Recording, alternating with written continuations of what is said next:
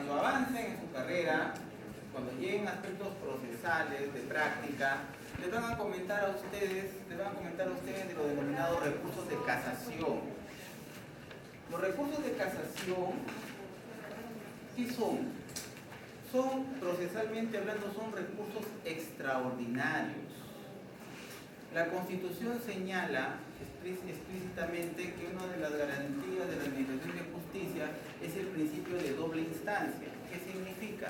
Que si yo tengo una resolución de primera instancia de un juez que considero que me causa agravio, perjuicio, que no está de acuerdo a la ley, entonces necesariamente tengo el derecho constitucional de plantear la apelación, ¿no? Básicamente, ¿no?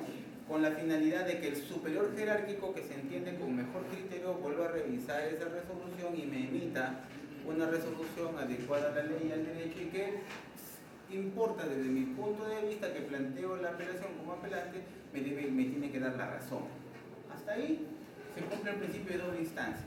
Sin embargo, el Código Procesal Civil señala un recurso extraordinario, que diera la impresión que fuera una tercera instancia, pero no es una tercera instancia.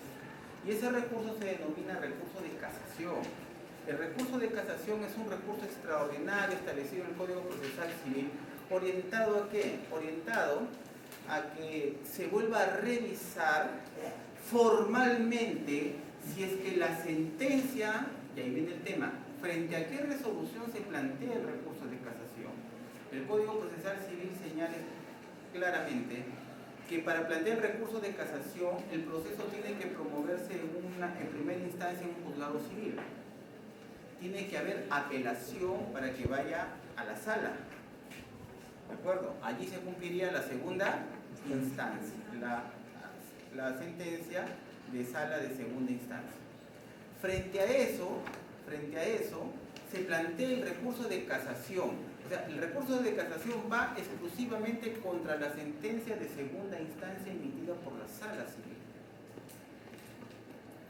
Al juez de primera instancia se le denomina el a quo. Al juez de segunda instancia, que generalmente es un colegiado de una sala, se le denomina el ad quem. Esos términos, esos modismos están en las resoluciones, cosas que ustedes no saben y no entienden, y lógicamente les choca la posibilidad de entenderlo y comprenderlo. Por eso estoy tratando de explicar. Entonces, cuando el proceso se inicia y se promueve en primera instancia en un juzgado de civil, se apela al superior jerárquico cumpliendo la segunda instancia del principio de segunda instancia contenido en la Constitución, y tenemos una sentencia de segunda instancia. Frente a esa sentencia se plantea el recurso de casación, que es un recurso extraordinario. No es ni constituye bajo ningún punto de vista una tercera instancia, sino solamente es extraordinario, y que busca una revisión formal no sobre el fondo del asunto. O sea, no vuelve a reexaminar los medios probatorios. Los medios probatorios son examinados, desarrollados, justificados, ¿dónde? En la sentencia de primera instancia y en la sentencia de segunda instancia. Pero en el recurso de casación, por definición, no vuelve a reexaminar los medios probatorios,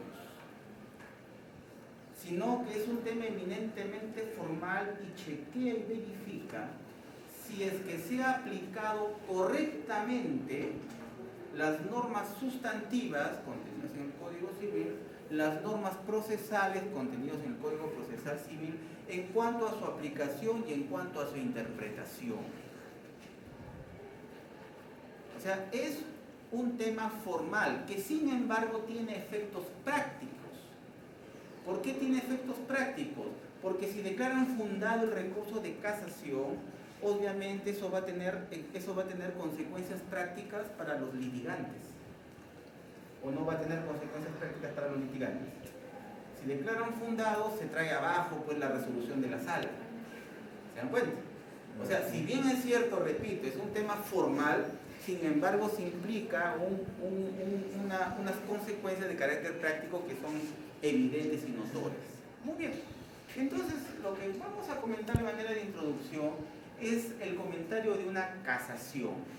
En este caso estamos hablando de la casación signada con el número 212-2012 Arequipa. Estas casaciones ustedes las identifican porque tienen su propia numeración y el último guión corresponden al lugar de origen.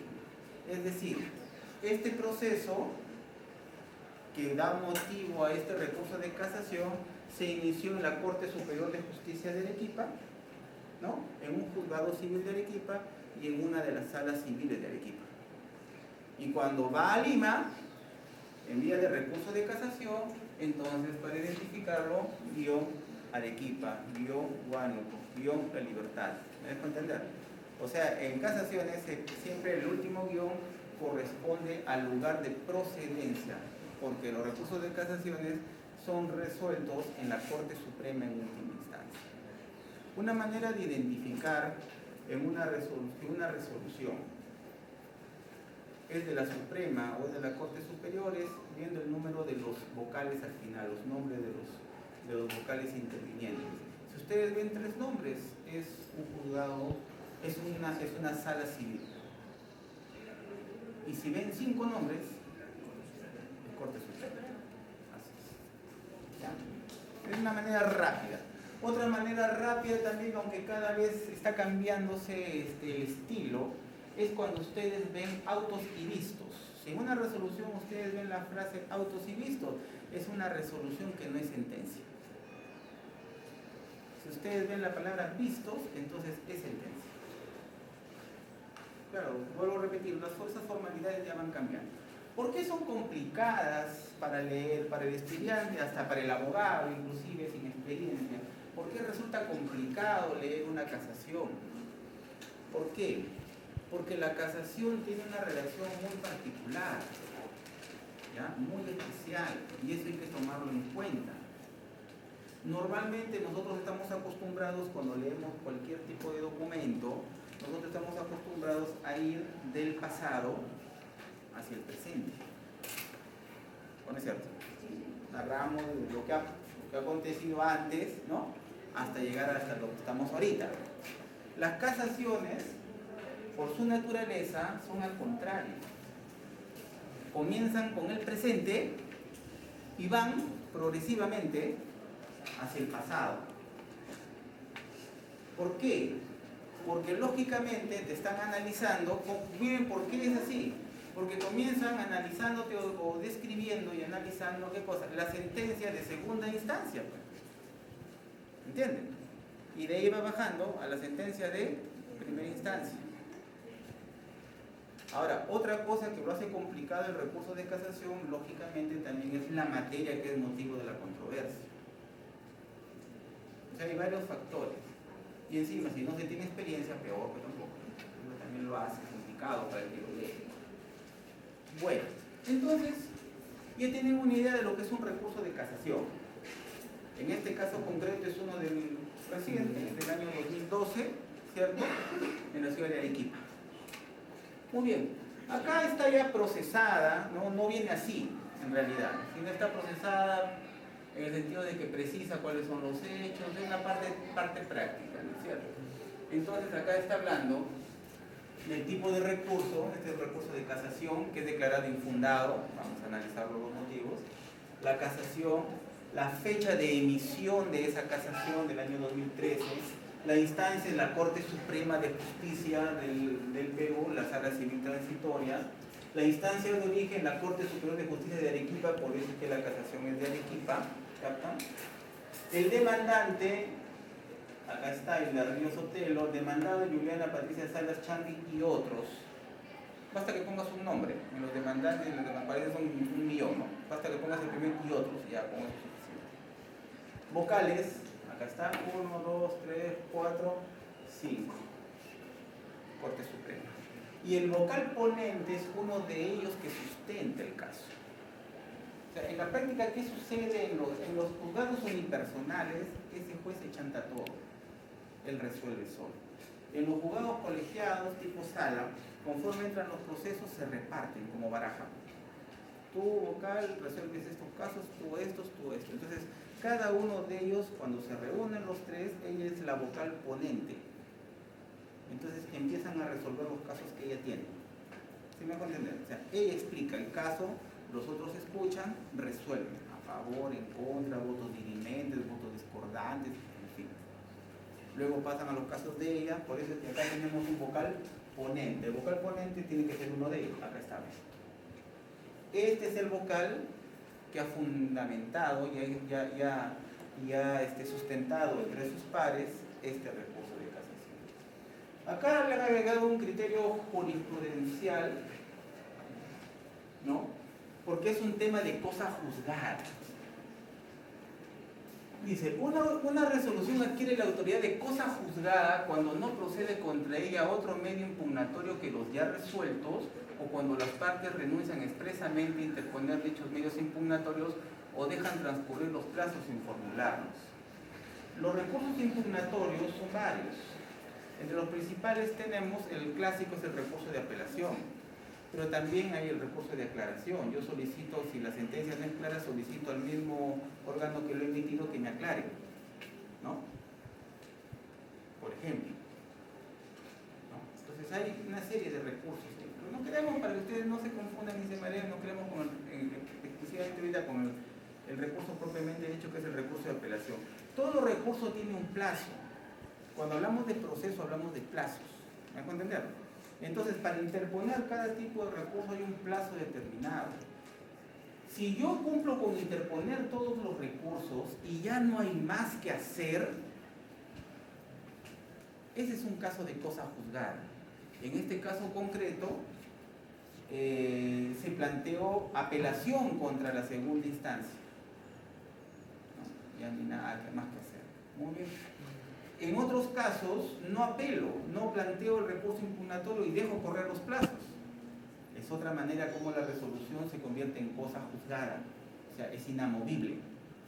Y la otra es cuando expresamente comunico de que no deseo plantear ningún recurso impugnatorio porque yo expresamente renuncio a ello.